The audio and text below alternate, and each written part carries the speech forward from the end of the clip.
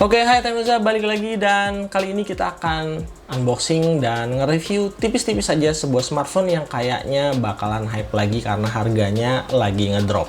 Lagi sekarang udah mau deket event 66 ya. Ini dia smartphone ya, Samsung Galaxy A55 5G. Galaxy A55 5G ini di awal rilis ini varian 8 plus 256GB. Ini tuh sebenarnya deket di harga 6 juta. Ada promo gimmick dan segala macam. Saya jujur aja nggak tertarik sama yang gimmick-gimmick gitu karena ada PWP, ada cashback segala macam. Saya lebih suka smartphone yang promonya itu langsung potong harga aja. Jadi nggak perlu digabung-gabung sama promo yang lain. Nah kebetulan ini sekarang harganya udah lumayan drop price. Nah biar nggak hoax, jadi ini dia. Bisa dilihat ya, saya order sekitar tanggal 2 Juni kemarin, apalagi sekarang mau dekat event 66, harusnya bisa lebih turun dari ini ya. Ini harganya saya dapat di 5.154.000. Lumayan banget drop price, hampir 800 ribuan. Jadi kalau mau dibeli sih harusnya smartphone-nya ini sekarang lebih worth it lagi ya. Dan kayaknya dia bisa jadi cukup menarik selain dari Poco X6 Pro yang harganya sebenarnya 4 jutaan tapi mungkin masih digoreng sama tengkulak jadi mendekati 5 juta. Terus Vivo V30 juga ini lumayan drop price. Saya pernah bikin videonya tuh. Harganya 5 juta lebih sedikit doang, bahkan ada yang di bawah 5 juta. Jadi kayaknya ini tiga nih lagi hot banget sambil nunggu Poco F6 series. Tapi yang nggak mau nunggu atau nggak suka sama MIUI bisa ambil Vivo V30 dan Samsung Galaxy A55 5G. Oke, langsung aja. Ini varian 8 plus 256GB warna ice blue biar kelihatan lebih fresh aja. Di sini juga dapat bundling ya. Ini eSIM dari Axis. Jadi ini mendukung eSIM. Di A54 kemarin belum eSIM, sekarang yang A55 dia udah mendukung eSIM. Kayaknya selain Xiaomi 13T untuk mid-range, Galaxy A55 bisa pakai eSIM. Jadi buat yang butuh eSIM untuk dual SIM card atau SIM keduanya bisa pakai Galaxy A55. Oke, langsung aja. Ini penampakannya biasa, ini slim package. Jadi ya kemungkinan udah tau lah ya kalau Samsung pelitnya kayak gimana, jadi nggak bakal dapat case dan segala macam. Tapi ya udahlah, kita unboxing dulu kelengkapannya bakalan kayak gimana. Langsung aja kita sobek. Oke, kalau nyobek Samsung kayak iPhone ya, nggak pakai cutter-cutteran lagi. Oke, ini dia. Gini aja lah. Ini ada HP-nya ya. HP-nya kita buka dulu deh. HP-nya kita buka dulu. Oke. Ini ada apa nih? Stiker email kita lepas, kita pasang di sini aja. Oke, nih smartphone-nya. Kotaknya tuh cuma gini doang. SIM ejector. Harusnya manual book, kartu garansi. Manual book, kartu garansi, terus charger. Sorry, kabel charger. Chargernya nggak ada. Jadi kalau chargernya ya harus beli sendiri, harus dimodalin lagi. Oke, sekarang kita rapiin dulu. A few moments later. Lumayan berat ya, 213 gram. Lebih dari 200 gram. Jadi ini lumayan berat, soalnya dimensinya nambah nih. Body atau dimensinya nambah, terus wow, ini dia. Ini yang saya suka nih sama di Galaxy A55. Upgrade yang signifikan. Karena, metal coy. Ini metal ya. Ada garis antena. Teman-teman bisa lihat di sini. Ada garis antena. Jadi ini metal coy. Ini metal, terus belakangnya kaca, back cover. Keren. Ada IP67-nya juga. Jadi, jujur kalau dipegang, ini premiumnya V30, terus Poco X6 Pro, mohon maaf lewat deh. Termasuk Xiaomi 13T juga karena framenya masih plastik ya. Kalau ini, metal coy. Ini buat yang suka ngeboxing gini sih kayaknya bakal suka nih. Walaupun kayaknya ya gitu ya. Ini agak mengotak gitu. Jadi mungkin kalau dipakai di tangan agak sakit sedikit. Perlu dimodalin case juga karena nggak dapat case bawaan, jadi harus beli case supaya pojok-pojoknya terlindungi.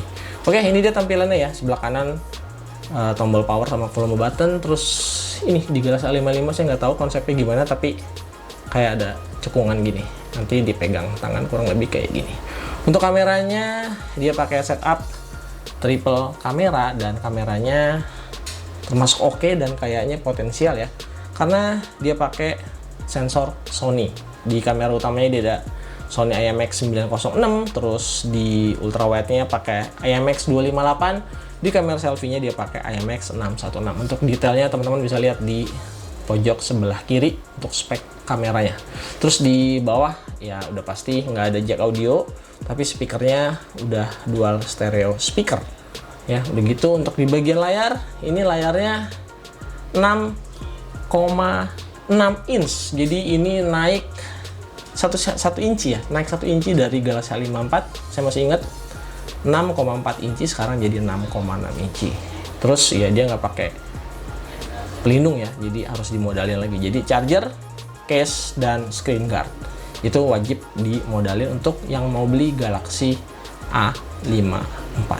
Oke, untuk penampilan fisiknya kayak gini. So far untuk penampilan fisiknya saya suka banget karena ini tuh mewah, nggak bohong. Ini ala-ala iPhone juga kayaknya masuk ya, apalagi desain kameranya juga simple tuh kayak S24 series, jadi nggak neko-neko, simple, elegan, dan mewah. Oke, sekarang kita nyalain smartphone-nya sambil kita setup.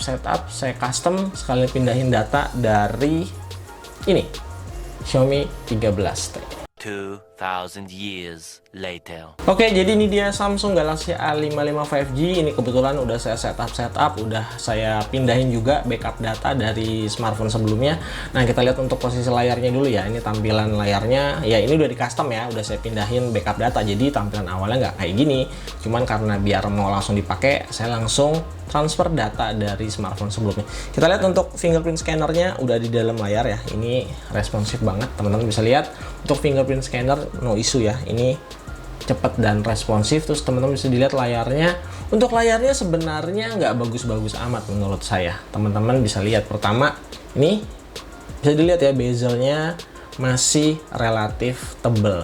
Tebelnya itu bukan atas bawah doang, tapi atas bawah kiri kanan ini masih relatif tebal, walaupun ya kelihatannya sih masih cakep ya karena kayaknya presisi tebel ya di semua sisi, jadi kelihatannya nggak terlalu jomplang.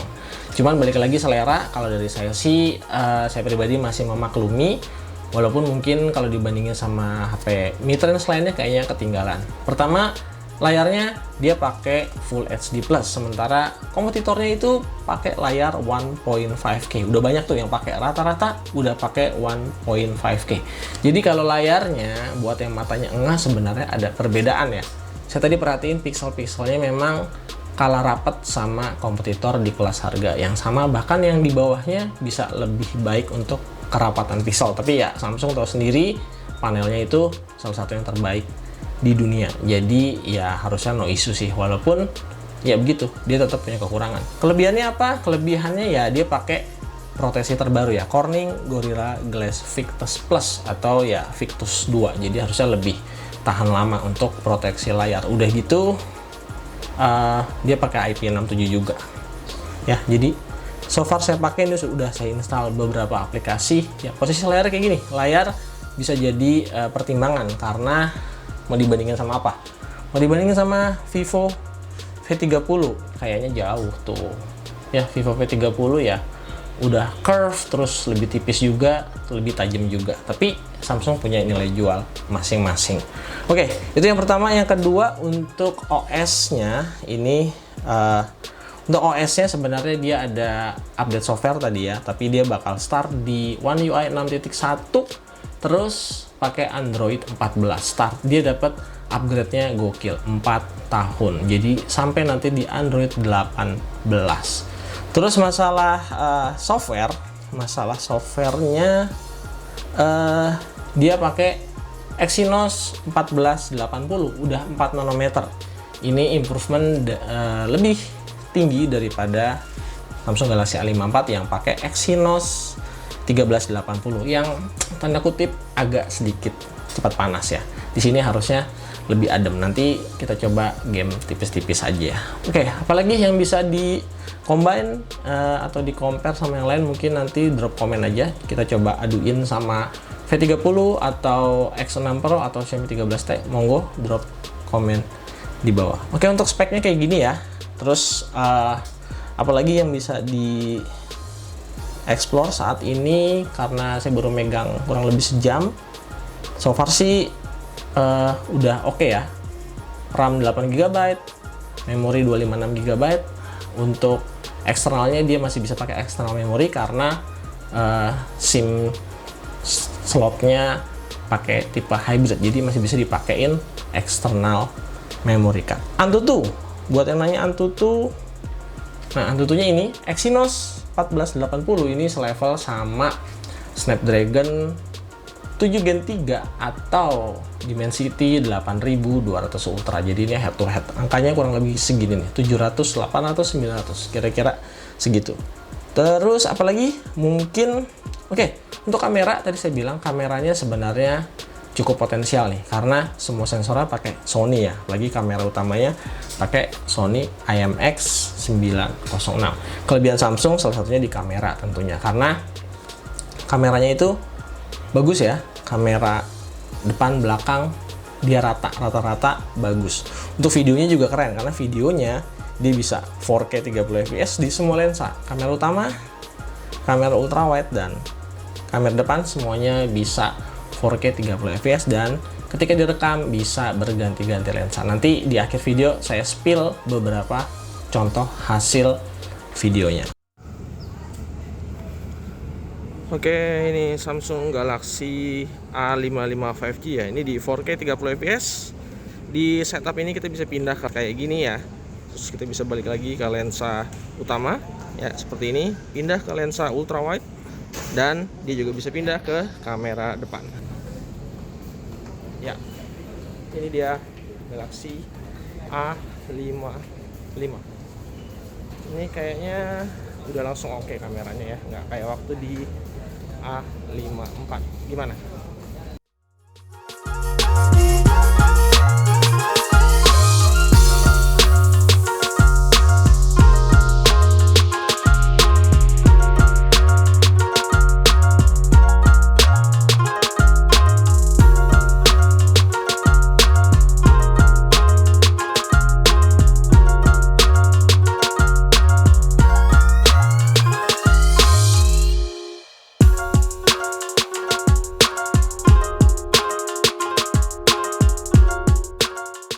Untuk sekarang saat ini